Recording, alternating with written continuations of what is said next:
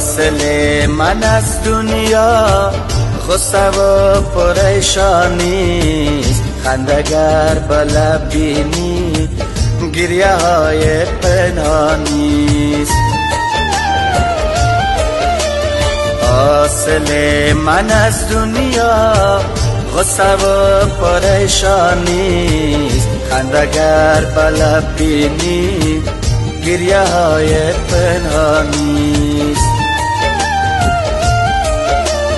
جبر و اختیار است تو، گل بد و شخار است تو، این سرای پر غوغا چار سوی حیرانیست.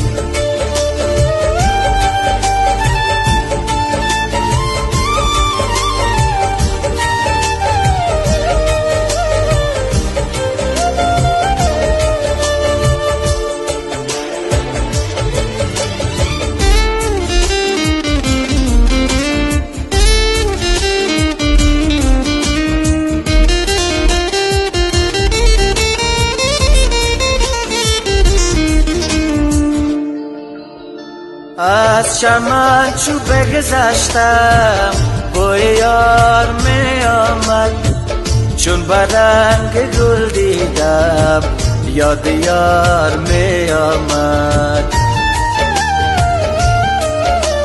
از چمن چو بگذشتم بوی یار می آمد، چون برنگ گل دیدم یاد یار می آمد. تا که جان دهم بر وی 100,000 می باید، گر به گلستان رفتم و به رنگ گل جادیست. حاصل من از دنیا غصه و پریشانیست، خندگر به لب بینی گریه های پنهانی.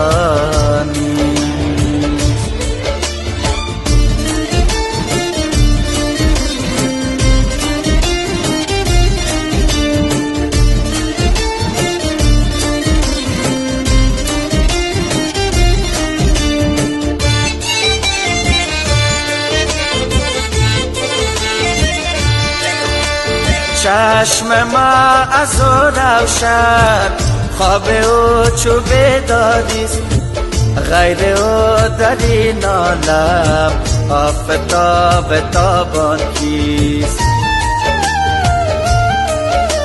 چشم ما از او روشن، خواب او چو بیداریست، غیر او در این عالم آفتاب تابان کیست. دی بکوی مستانه کافر دعا می گفت، از بیرون همه کافر از درون مسلمانیست. حاصل من از دنیا غصه و پریشانیست، خندگر به لب بینی گریه های پنهانیست.